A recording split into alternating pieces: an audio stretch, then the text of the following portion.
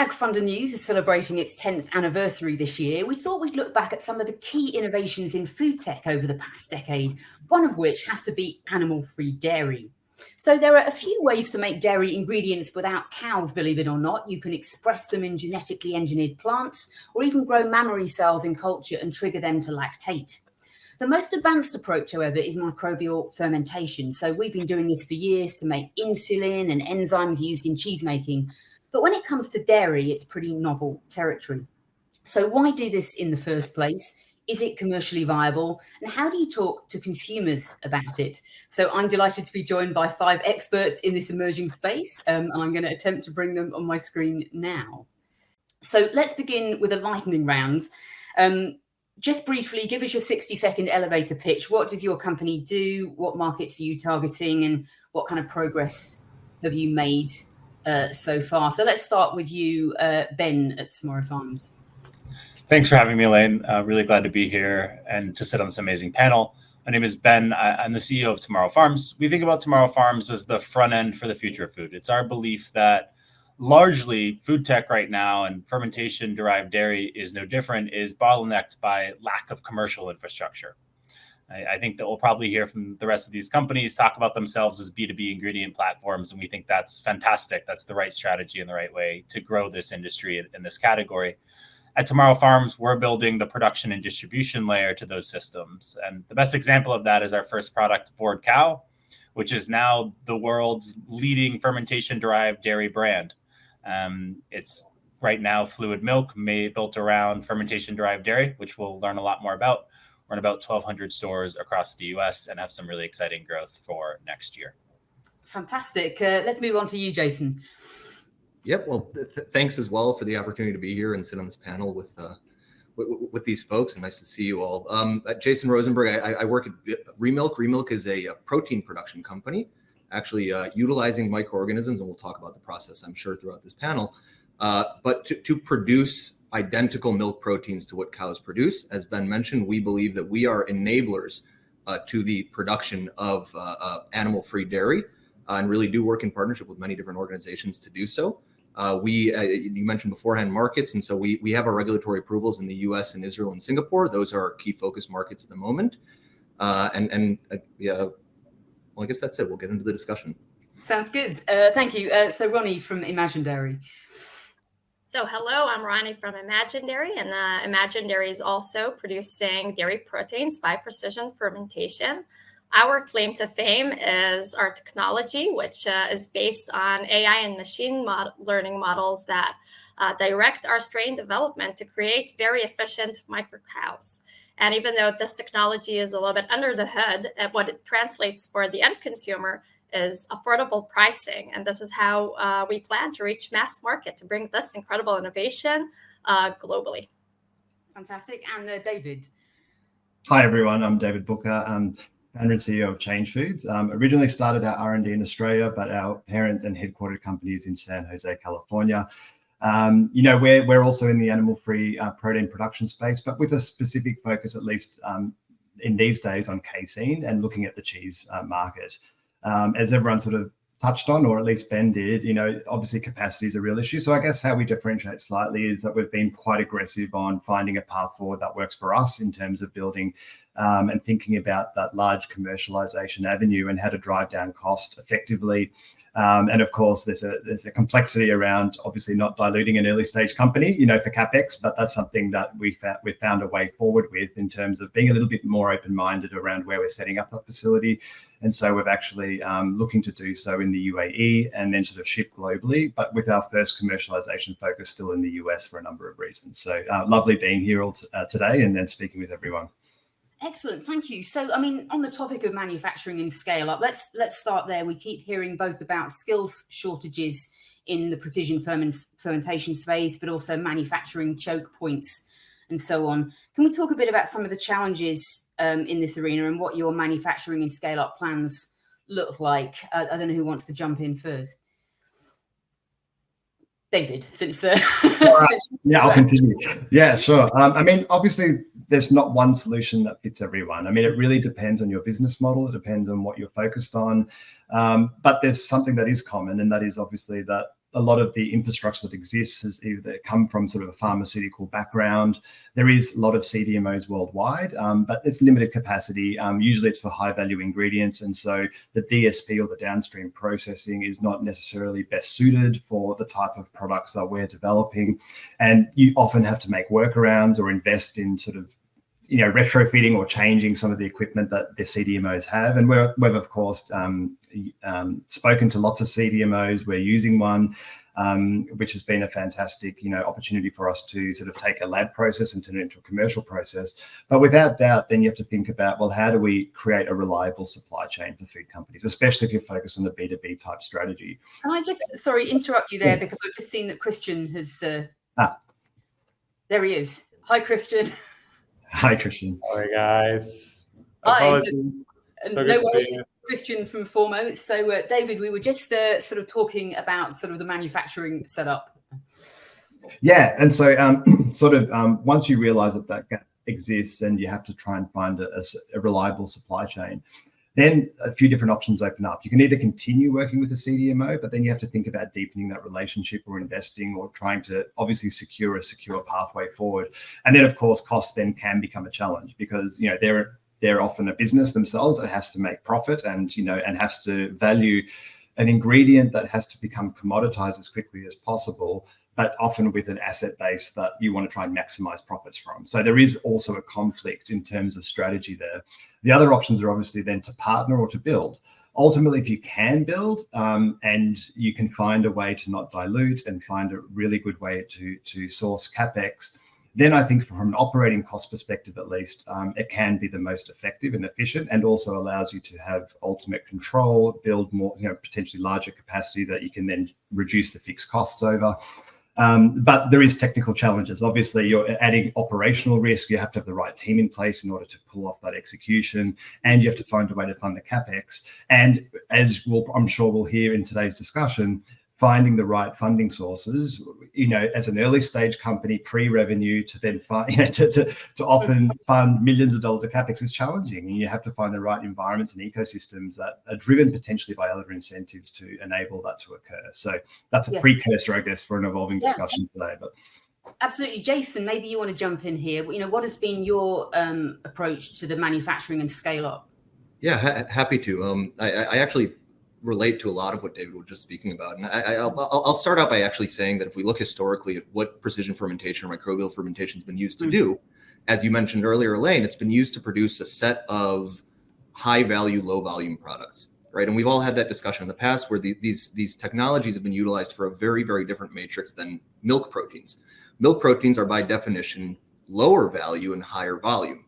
And that's really in many ways what we're all setting out to do here, is to transform that technology into this new cost and volume matrix. Now, when we look into that, I think that one of the things that we often talk about in the space is the shortage of capacity. I think that we at Remilk view it maybe slightly differently. And I think that if we spoke a couple of years ago, we would have been talking about the same shortage of capacity. One thing that we've understood is that when push comes to shove, and relating to David, what you're mentioning, the contract manufacturing organizations, or we'll call it those who have existing manufacturing assets, are operating businesses. And for them to make the shift from a high value, low volume process to the opposite, what's really required is for us to have extremely efficient processes. And it's much easier said than done, of course. It takes time, it takes ingenuity, it takes technological advancements. But really, if we are able to deliver extremely efficient production organisms, extremely efficient processes, we actually do believe that there are ample opportunities out there to produce today. I will say that it's clear to all of us that there are not opportunities or capacity available to produce the dairy that the world consumes on an annual basis. And so as we do progress into more mainstream, larger applications and markets, I do believe that there will need to be significant capacity set up.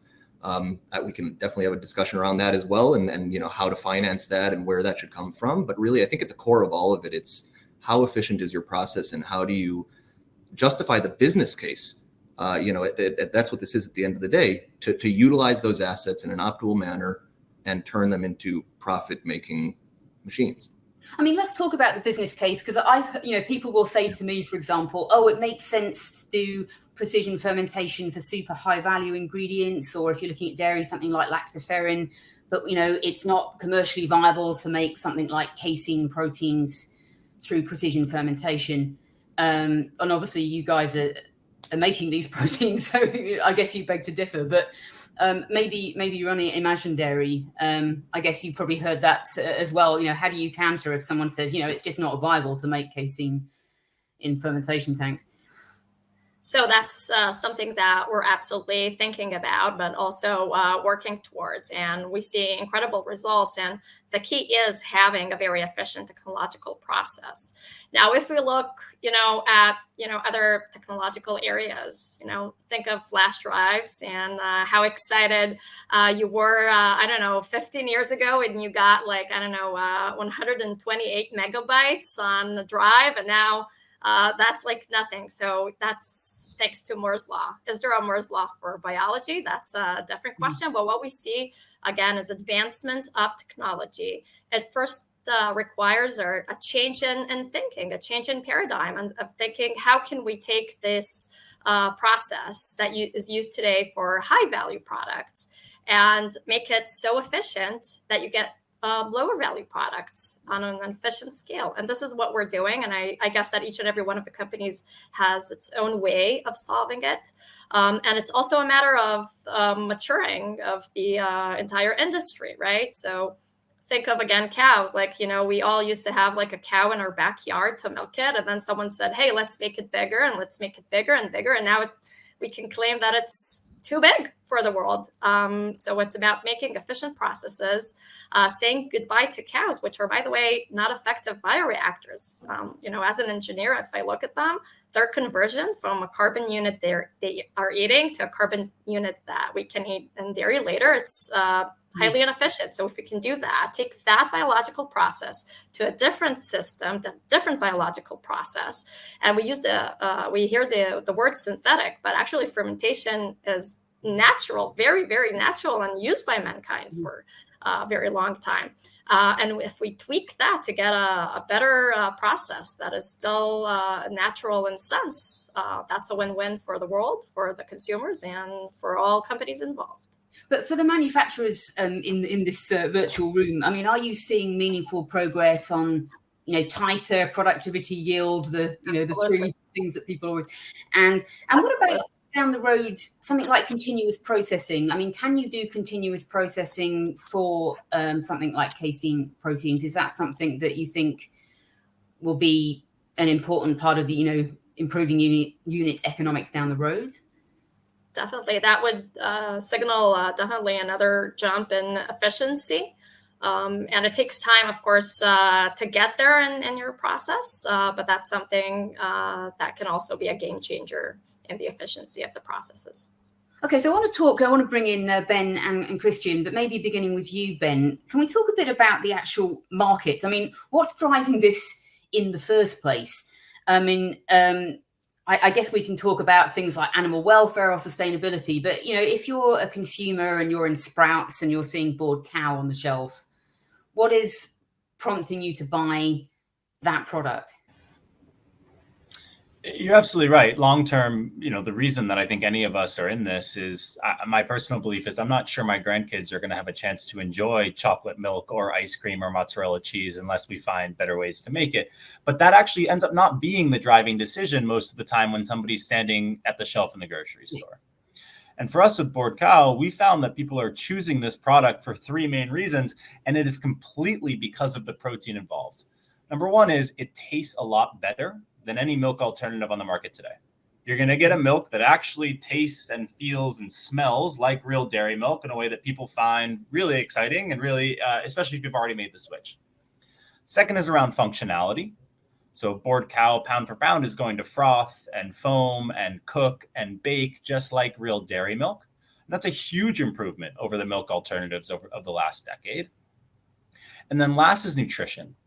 And we think about pitching to retailers, talking to customers, we often say if you were to write a ingredient list for animal-free dairy milk, you could largely segment it into stuff that's useful for us and stuff that's useless for us.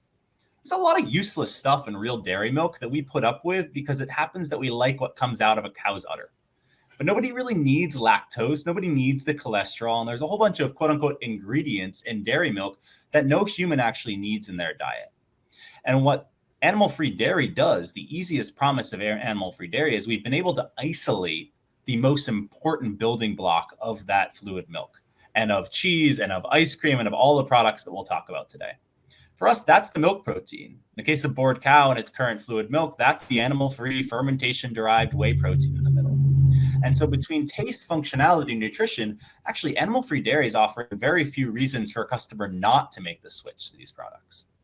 But is the consumer of this product somebody that is currently not in the market for alternatives because they're interested but plant-based doesn't meet? Or is it people that are in plant-based and they're switching? Or is it people that are consuming, who are these people? We segment into three key areas. Number one is absolutely folks that have already made the switch to plant-based. And we believe that for those customers, this is a very easy switch that you can make from day one. We're already going to be price competitive. And for the taste, nutrition, and functionality reasons that I mentioned, it's a very easy switch for those customers. And our data shows that once we get people to try it from that segmented group, they're coming back for a product like bored cow again and again. Second is the customer base that I fall into, which is folks who transparently have not made the switch to a plant-based journey, but know that I need to be switching my habits if I want the chance to enjoy these products long-term. And so customers like me are searching for better alternatives to the food that I love. I grew up on real dairy milk. I grew up in Portland, Maine, drinking plenty of dairy milk and eating ice cream every night of the week during the summer. But I know that I need to make those habits change long-term for my family, for my future kids, and everyone in between. And we're seeing a lot of those customers that are very open to making this switch in the near term. And the last bucket, Elaine, is what we call our core dairy milk drinker. And, we transparently are not trying to make every customer in the world switch over to animal-free dairy right out of the gate. There are a whole bunch of dynamics at play here, from government subsidies of dairy farms across the country and so much more, that make it difficult to take 100% of this market right out of the gate. But we have products here that have the underlying ethos of why people drink dairy milk. Right? Yeah, we're going to win early days by brand. We're going to win from plant-based milk drinkers for taste, functionality, nutrition. But long-term, we have the promise of being able to replace dairy by continuing to improve these products, getting to price parity, and offering people a more nutritious product than they've had before. So, Jason, for you, if you're you focus kind of B2B, right? So what is the impetus for customers or potential customers of Remilk? Is it some of the large kind of CPG companies, they want to reduce their carbon footprint, or what is driving or what is interesting to your potential customers? Yeah, so I think it's interesting, and interestingly here, and I hear what Ben is saying about it's not necessarily the driving factor for a consumer to pick up a product at the supermarket, the sustainability impact of that product. What we do see is that businesses do care very much about that, and much of that stems from the fact that businesses have already. Many businesses and large CPGs across the globe have already made certain commitments, and whether they've made that commitment publicly or internally, but they have certain targets and goals to reach a more sustainable supply chain, a more sustainable process. Now, when you look at the footprint of most CPG products, it stems primarily from the ingredients. And the ingredients is really the hardest piece of the puzzle for many of these CPGs to fix themselves, because they're often sourced from outside, right? And so companies may have the ability to tweak their packaging, tweak their processing lines, tweak their energy inputs, but really to change the input requires new technology to come out and offer them the opportunity to make that shift. Now, additionally, it's really important to mention that all of these companies are interested in marketing very, very high quality products that are at no level of compromise from what they're already marketing today. So with that being said, and sort of leaning into what Ben was saying beforehand, it's really crucial that we're able to, for that shift, provide products that are tasty, nutritional, and functional, and allow for them to achieve that same end result, in that way. And so I actually believe that sustainability is a huge determining factor for companies. I think that another piece to the puzzle here, and it's a little bit further down the road, but dairy is an extremely volatile commodity. Mm-hmm. And when we look at down the road, the ability to industrialize processes and industrialize the production of our raw materials, there's a huge benefit in the stability over time, in volumes, in pricing, no fluctuation based on season, no fluctuation based on some some flu or some pandemic or supply chain shortages anywhere where cattle are grown efficiently. And so really there are many longer term opportunities that come in as well. But I believe that today many companies are really focused on the sustainability impact. Do you think, though, that this is going to be through having kind of standalone?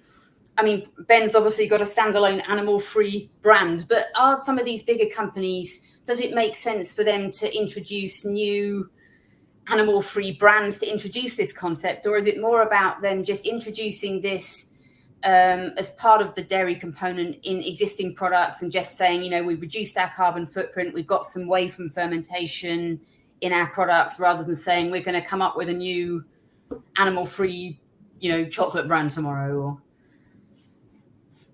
anyone? I'll continue. No, go ahead, Roni, please.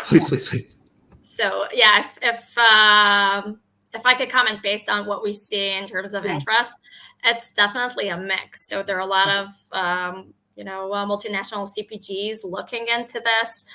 They want to do it because of these commitments they made, but because they believe this is the right thing, and also because they believe the consumer wants it, right? Like no one would do it unless they believe someone would reach out in the supermarket and choose this product over another. So it's a mix, and we can see these going under, big brands and under smaller brands, and then, market forces will really shape this. But I think all of us are here on the call because we believe that this is going to be really, really big. So Christian Poppe from Formo, just because, we've introduced everybody else so far, just give us your quick sort of 60-second elevator pitch. What does Formo do? Yeah, thanks. Hi, Elaine. Thanks for that opportunity. Yes, I'm Christian from Formo. We are a German, Berlin and Frankfurt-based precision fermentation company. We work on cheese and egg products. Have been founded 4 years ago.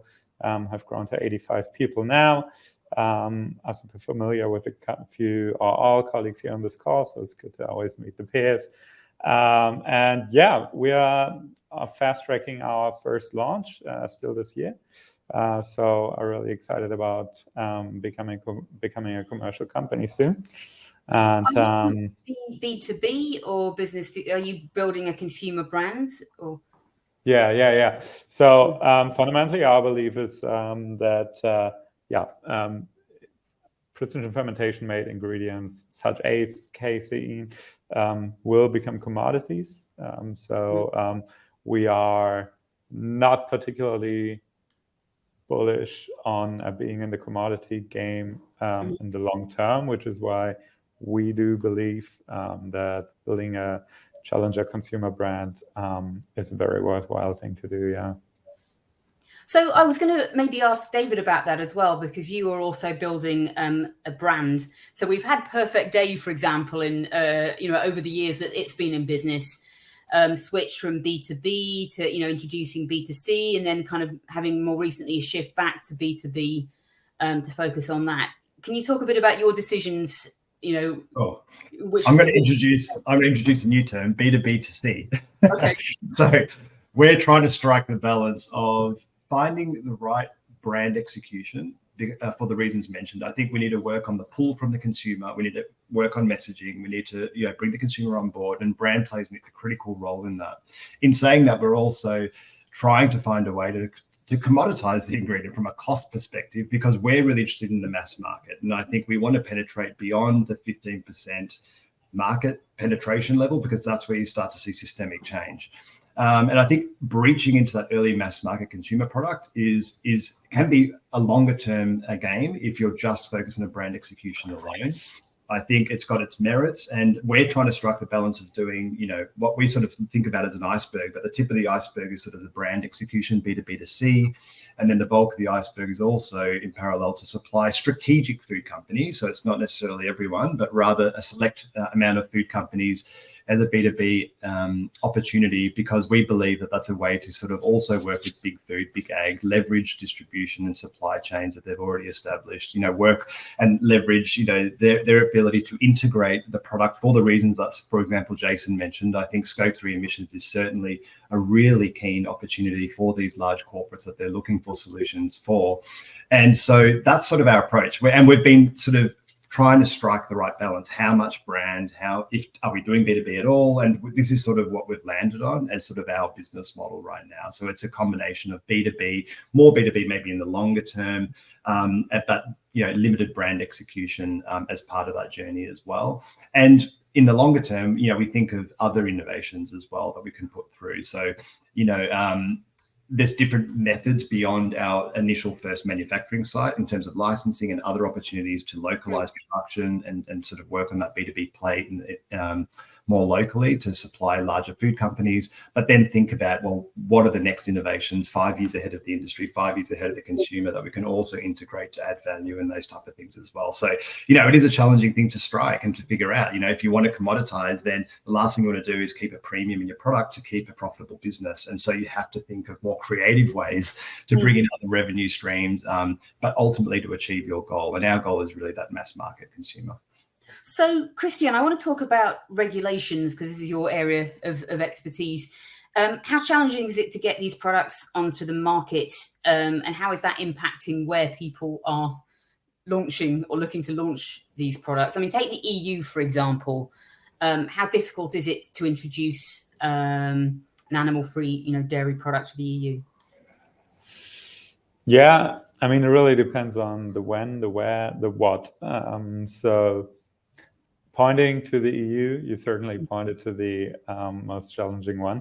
I think everyone can attest to that. We might be the only actually Europe-based company here, so I can certainly share a few tales about the complexity of that. I think there's a good reason why very few precision fermentation companies have yet handed in a dossier to the European Food Safety Authority. It's because there's a lot of uncertainty, a lack of transparency, and also a certain degree of hesitancy because there's a lot of awareness that it's a lengthy, complex process to get that done. I think you have to look at what microorganisms you can use, has what kind of history of consumption. Can you come up with something that performs certain functions, but is one microorganism that maybe can be found in foods that have been consumed in Europe for a long, long time? Then you may have a shot. But I would say mostly, for most of us, and especially the casein producing companies, you definitely have to go through what's called the novel food regulation. And I think, it's fair to say that while it should, according to the law, be only 18 months, we're probably talking about, let's say 3 years. I mean, this is just a kind of a gut shot because no one has made the case yet, but I think it's fair to say. So bottom line, it's hard. And what about the GMO factor? Where does that come in? So if you've got potentially some trace bits of the genetically engineered host microorganism in the final product, does that make a difference from a regulatory perspective? Or, how does the GMO factor impact the regulatory pathway? Yeah, I mean, if that were the case, what you just described, and especially at a level that would be a relevant level, then you would have a problem. But there's no precision fermentation company that I know that has this issue. So thankfully, all of our companies will end up in the novel food drawer. There is also indeed in Europe the GMO drawer, which, other products, for example, if you think about Impossible and Dahin, have found themselves in. But at least to that extent, we'll have an easier time. That's not to say it will be easy. Okay, so given that with everybody else, I mean, say Jason, David, and Roni, which markets, just remind us, are you therefore targeting? Given that regulatory backdrop. So the regulation definitely kind of directs us in terms of the markets that we unlock. So we just announced our self-affirmed grass approval in hand. So naturally, thanks. Naturally, US is a target. Israel is another usual suspect since we operate out of Israel and have commercial partners here. But definitely looking at the regulation, in order to unlock the next steps. Christian did mention that it's a long process with the European authorities, but it's you have to take the first step if you want to ever finish that climbing up the hill. And also, and I think we'll talk about it more a little later, but in terms of what we can do as an industry. So we founded associations to try to tackle that as well. And the FFE, for example, Food Fermentation Europe, which is different than the PFA, Precision Fermentation Alliance. Specifically, Imagindairy is a member of both, but is not the only one that is a member of both. We're actually 3 or 4 companies now that are in both associations because of given these special challenges in Europe around the regulation. I can say there is a lot of interest from Europe as well. The FFE is now a registered stakeholder with EFSA, which means that we're allowed to interact with the European food safety authorities, give feedback, and try to really see where we can make the process a bit easier or clearer. But what I can say that I see in Europe, specifically in Europe, is a really big clash between a very great awareness of sustainability. And you can see that in a lot of these countries that ban, single-use utensils, for example. And on the other hand, this aversion from everything that has GM attached to that, even if it's GMO-free. But we do see awareness on the need for, sustainable food systems. The European Union is working on protein strategy, on a strategy for new genomic technologies. They understand that what was true for, a cherry tomato 20 years ago may not be true today with, again, the advancement of science. So let's briefly talk about sustainability then. I mean, how sustainable is dairy from fermentation?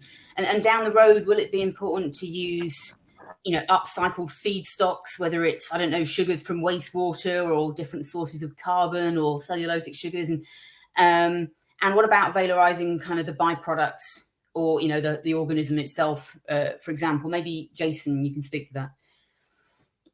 Yeah, definitely. So I'll start with a simple yes answer.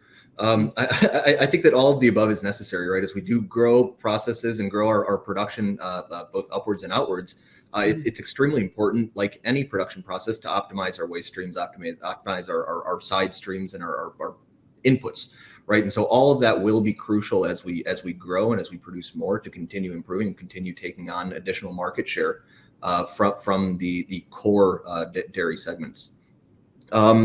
Outside of that, what I would say is if I just take a step back to the process, right, and mention something that Roni actually talked to a little bit beforehand on cows as bioreactors, and I had actually never heard the term. I wrote down one thing this call micro cows. I love that term. But cows are horrendous.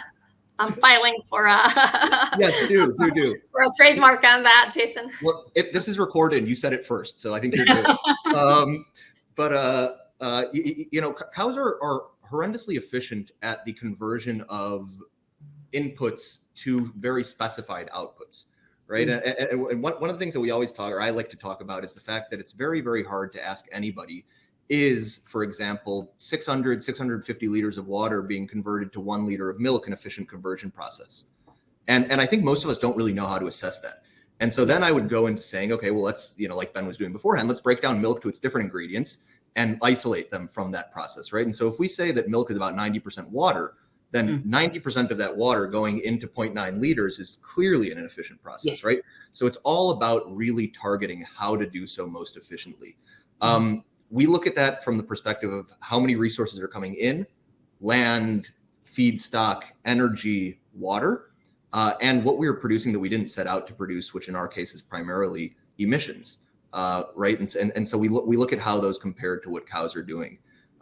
We see that just due to the pure efficiency of organisms of producing very specific molecules, that we are extremely resource efficient on the inputs as well as the unnecessary outputs. A lot of this stems from our ability to hack in to existing ecosystem trends. So one thing that we talk about is the vast majority of cows' emissions actually stem from enteric fermentation. That is the biological process that cows perform. It's relatively unavoidable.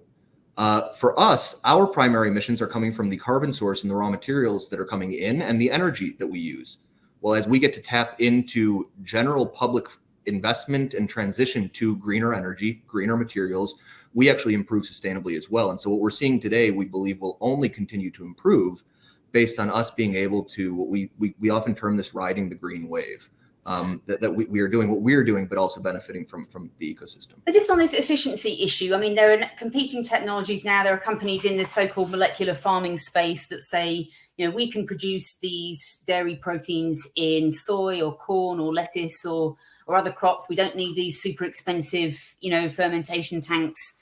And then there are other companies like Climax Foods, you know, plant-based cheese company saying, you know, we can make casein you know, products, plant proteins that actually have the same properties as casein, finally, the melt and the stretch.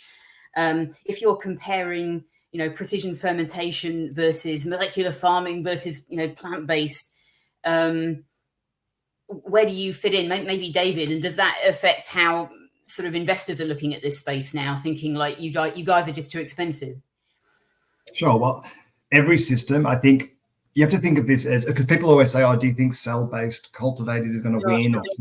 I'm like, all of it, because it's a system transformation. It's like saying, you know, back in the transport revolution, is the train going to be better than the plane? No, it's fit for purpose. Each thing has its own use, and we have to create an entire new system. We have to create planes. Planes serve their purpose, as do trains, and as do trucks, and as do cars. And that's the way to think about what we're going through right now. We have to think of this as a revolution in the system of looking at a pronged approach, because plant-based molecular farming, they all have their place and they all have their strengths and they all have their weaknesses, as does precision fermentation. We're not saying it's the holy grail. Everything has an impact.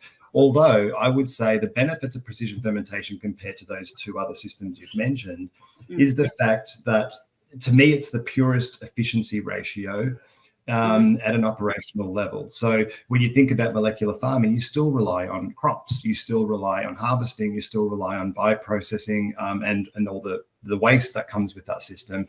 And then when you think about some of the drivers that governments are facing, such as food security, think about Singapore, there is no land. You know, I mean, you either have to, where are you going to grow crops? You know, like, I think when you think about the UAE, it's a very hot environment. It doesn't naturally lend itself to crop farming. We've got allergy management issues as well, I guess, as well. Right. And so I think, but it is a tangible way to maybe reduce the cost initially and find a way to get to the market sooner. And I agree with that. And I think that's fantastic. Let's do that. We need that. We also need those things that can solve for food security. We need to think about localization. And yes, that will involve more infrastructure for sure. And there is a transformation involved. But at the end of that tunnel means that we've got an even more efficient process that relies on less inputs, and conversion ratios are much more efficient. So I think we need to think of it as a multi-pronged approach across the world, solving for different issues. And that goes also the same with, you know, AI and plant-based methods. I mean, to me, one of the difficulties there, and, you know, prior to starting Change Foods, I was a COO of a hemp food startup, and that was just processing hemp, you know, into food and edible products. But even then, it was extremely challenging to bring a new protein to the market. I mean, food is difficult. You have to create supply chains. And so to think of mass production of a novel functional ingredient that you may have cracked from some exotic plant and trying to think of how do you create a global supply chain for that is also extremely challenging. I know there's long time frames and infrastructural problems that have to be figured out how to do that and to scale that. So the scale up challenges are shifted to a different area. And so, but once again, that's a great product for a specific application for a specific consumer in the market. And we need all of these solutions accelerating and plus more at 100 and 1,000%. So I encourage all of this, and I think it's all fantastic news. And investors, I think, would say, I mean, it depends how deep their analysis has been on evaluating those layers that I've just sort of peeled away. I think, you know, the investors that really do understand food, and they understand that, right? And they understand that, you know, they each all have their benefits and they all have their viewpoint. And but there is investors that are willing to sort of look at all of these technologies and invest in them as well. So it's about finding the right fit. I want to talk about terminology. You know, I want to maybe bring in Ben here because we haven't spoken about that yet. I mean, I talked about animal-free dairy, but Perfect Day, for example, has recently said maybe that isn't the best term because maybe it's a little confusing to consumers. And then, some people might think that means it's plant-based. And then even though there's a milk allergen warning, maybe people don't notice it. Ben, you're out there talking to consumers. Is animal-free dairy a term that makes sense? Can you talk a bit about, I don't know if you've done sampling, how do consumers understand this space? Yeah. We see increasing numbers of consumers that understand animal-free dairy every day.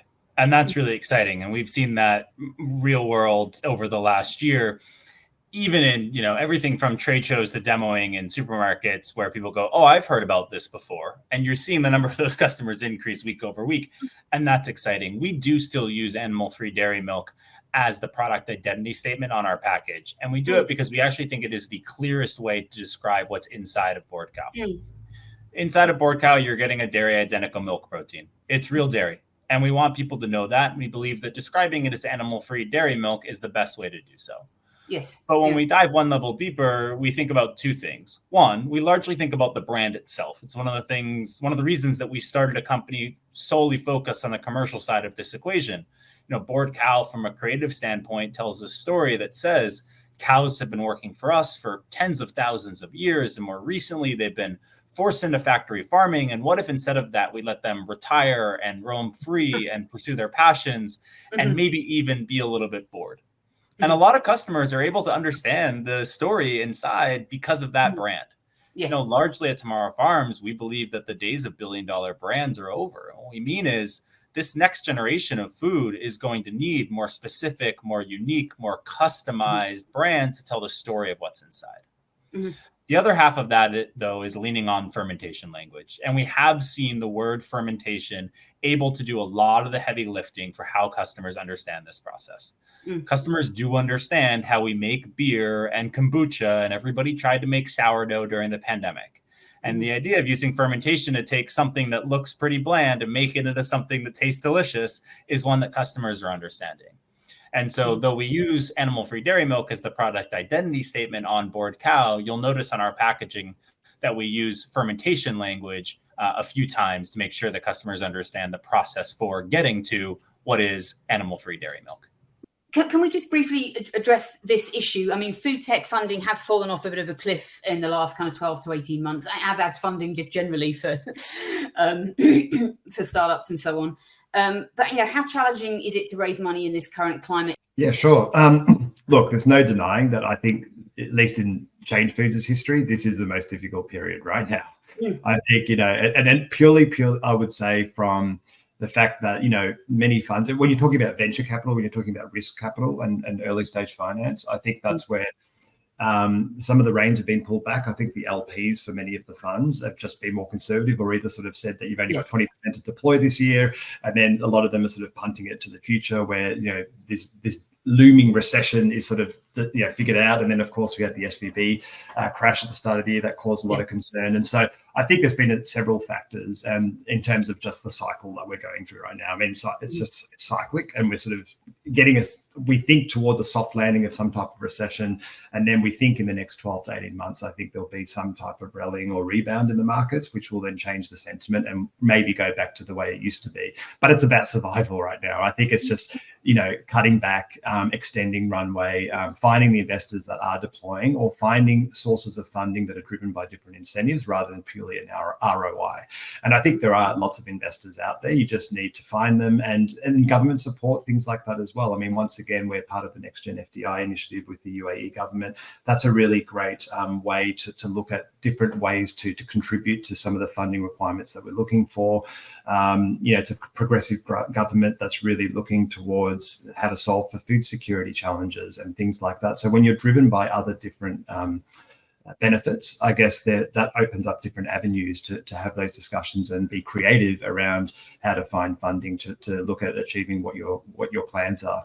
So yeah, it is a difficult time, though. There's no denying it. And I think, at least from our experience, it's more around the aggressiveness for things like valuation. I think there is money out there. The interest is still there. People are really excited by the space. But, it's basically just people pulling back the reins and waiting for a bit of a brighter day in the future. I mean, what is Elaine, sorry. I think it's really important to recognize right now, because I hear this narrative like a lot, and yes, there's a lot of out there, oh yeah, the food industry, like alternative proteins, plant-based precision fermentation, cultivated meat, everyone is going to have such a hard time. Only a few will survive. And there's no money out there. I think we're getting it wrong in the sense of this is across the board with all VC financed business models, maybe with the exception of AI. But literally software as a service, even those that like a year ago were like, they were being thrown at with money, even they are like struggling now. So I think the story of this is because these companies are not delivering, or there is no actual market fit for their products. That's, from my point of view, totally false. It is really what David mapped out pretty well about the broader macroeconomic environment that we're facing, like every other industry is facing, that requires venture capital. What about the big dairy companies, though? I mean, Danone Manifesto Ventures is invested in Imagindairy, for example. I mean, is some of the money going to come from, CPG companies or? That's a great point, actually. And sorry, Roni, I think you were about to chat, but I'll just quickly interject and say that's the other. She has the money. She has the money. I think that's another opportunity. I mean, governments was one example I gave, but strategic, absolutely, because they're driven by a different benefit. And that was my point earlier. But sorry, Roni, I'll let you continue. No, not at all. Thank you, David. And to add to everything that David and Christian said before, first of all, I have to say, unlike, applications and SaaS and AI, food is something very fundamental, very basic for us as mankind. And therefore, I think if you have to bet on an industry that will prevail, I would say it's the food tech industry, because this is a necessity, really. It's not just nice, so makes life a little easier. It's something very, very basic, fundamental. I think the past years and the pandemic kind of highlighted the fact that the future is not going to be an easy walk in the park in terms of supply chain, in terms of climate, and we have to do everything to make sure that we have supply of food around the globe. That's why I think we will see more funding going into this, of course, with more caution, which is actually good, because if you're a company that was built on healthy foundations and on deep technology, I hope that you will withstand these difficult times. So in that sense, I think that companies like Imagindairy and additional ones will become definitely stronger after this. And I think that also the CPGs definitely have a role in this, and the signals, actually put your money where your mouth is, right? If you want to change the world, if you want to amend broken food systems, this is the way to do it. And in terms of government funding, we start hearing, voices calling for subsidies for, greener technologies. I mean, if we're subsidizing dairy around the world, because we need it, why not subsidize the green technologies as well? Of course, there's a lobby issue there, and it's a hard process, but that's also an opportunity. But I would guess that none of these companies here are waiting for the subsidies to pour in, but we're really taking our own destiny and trying to build a better tomorrow for us all. Well, on that positive note, I'm going to end this conversation. Thank you so much to everybody for joining me today. I really appreciate it. And we're going to leave it there.